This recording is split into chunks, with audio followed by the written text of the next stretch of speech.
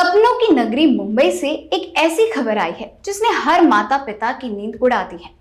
गोरेगांव का आलीशान नेस्को सेंटर, जहां हजारों युवा संगीत की धुन पर झूमने आए थे, वहां अचानक चीख पुकार मच गई। ड्रग्स के ओवरडोज ने न सिर्फ महफिल खराब की, बल्कि सुरक्षा व्यवस्था की पोल भी खोल दी।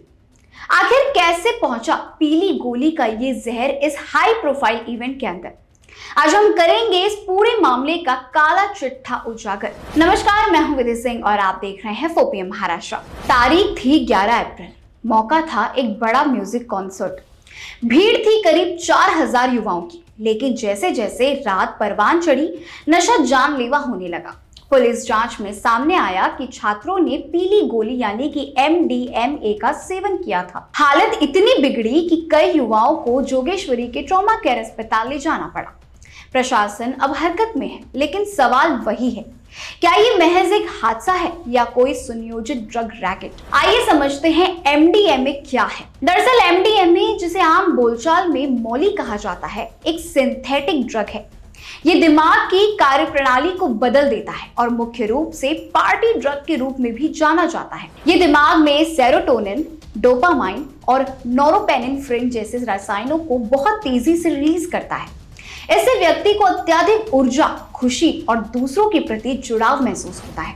यह अक्सर रंगीन गोलियों, कैप्सूल या पाउडर के रूप में मिलता है। इससे शरीर का तापमान बहुत ज्यादा बढ़ जाता है, जिससे किडनी, लीवर या हार्ट फेल हो सकता है। अक्सर पार्टियों में बेचे जाने वाले MDMA में चूहे मारने की दवा, कैफीन या अन्य सस्ते जहरीले रसायन मिलाए जाते हैं, जो इसे जानलेवा बना देता है।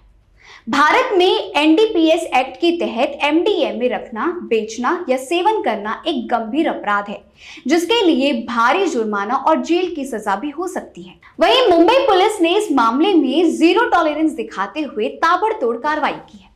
वनराई पुलिस ने अब तक 6 लोगों को सलाखों के पीछे पहुंचाया है। इनमें इवेंट ऑर्गेनाइजर आकाश समल, नेस्को मैनेजमेंट के विनोद जैन और सुरक्षा प्रमुख बालकृष्ण कुरूप शामिल हैं। पुलिस का कहना है कि सुरक्षा में भारी चूक हुई है। ड्रग्स अंदर कैसे आए, इसकी जांच के लिए एक SIT का गठन किया गया है। वहीं मृतकों की पहचान दक्षिण मुंबई के एक जाने माने मैनेजमेंट कॉलेज के छात्र के रूप में हुई है। इस मामले में जिन 2 लोगों की मौत हुई है, उसमें एक युवक है जिसकी उम्र 28 साल बताई जा रही है। वहीं तबीयत बिगड़ने के बाद इसे गोरेगांव के एक प्राइवेट अस्पताल ले जाया गया था, जहां इलाज के दौरान इसकी मौत हो गई। और दूसरी एक लड़की है जिसकी उम्र 24 वर्ष बताई जा रही है। इसे पहले जोगेश्वरी के ट्रॉमा केयर अस्पताल में भर्ती कराया गया था। बाद में प्राइवेट अस्पताल में शिफ्ट किया गया, जहां सोमवार दोपहर इसने अपना दम तोड़ दिया। इस ग्रुप के एक और छात्र की हालत अभी भी गंभीर बनी हुई है। वे फिलहाल अस्पताल के ICU में भर्ती हैं और अपनी जिंदगी की जंग लड़ रहे हैं। इस घटना ने महाराष्ट्र की राजनीति में भी सनसनी मचा दी है, जहां भाजपा की सरकार में एक के बाद एक क्राइम के मामले उजागर हो रहे हैं। विपक्ष के नेता अंबादास दानवे ने सरकार को आड़े हाथों लिया।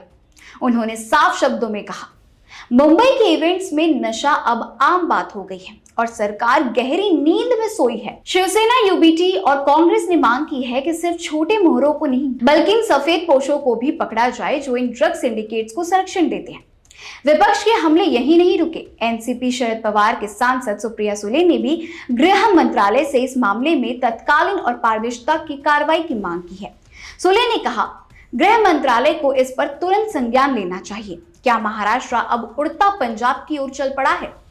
कॉलेज जाने वाले युवा अब ड्रग्स के चंगुल में फंसे हैं, तो ये सीधे तौर पर कानून व्यवस्था की विफलता है। उन्होंने मुख्यमंत्री देवेंद्र फडणवीस से मांग की है कि इस मामले की जांच किसी बाहरी दबाव के बिना हो और नेस्को जैसे स्थलों पर सुरक्षा मानकों का फिर से ऑडिट किया जाए। क्या मुंबई पुलिस इन रसूखदार चेहरों तक पहुंच पाएगी? नेस्को जैसे बड़े सेंटर में मल्टी लेयर सुरक्षा होती है, बाउंसर होते हैं, मेटल डिटेक्टर होते हैं, फिर भी ड्रग्स अंदर पहुंच गए। क्या आयोजकों ने सिर्फ मुनाफे के चक्कर में युवाओं की जान दांव पर लगा दी? क्या वहां लगे CCTV कैमरों में कुछ संदिग्ध कैद हुआ है? या वो सवाल है जिनका जवाब मुंबई की जनता मांग रही है। नेस्को ड्रग्स केस ने ये साबित कर दिया है कि चकाचौंध के पीछे एक अंधेरी दुनिया भी है। हमारी आप सभी युवाओं से अपील है, सावधान रहें, सुरक्षित रहें। पुलिस की जांच जारी है और हम हर अपडेट आप तक जरूर पहुंचाएंगे। आपको आपको क्या लगता है, इस लापरवाही का असली जिम्मेदार कौन है? अपनी राय हमें कमेंट्स में जरूर बताएं। मुंबई महाराष्ट्र से जुड़ी ऐसे ही बड़ी खबरों के लिए देखते रहिए 4PM महाराष्ट्र।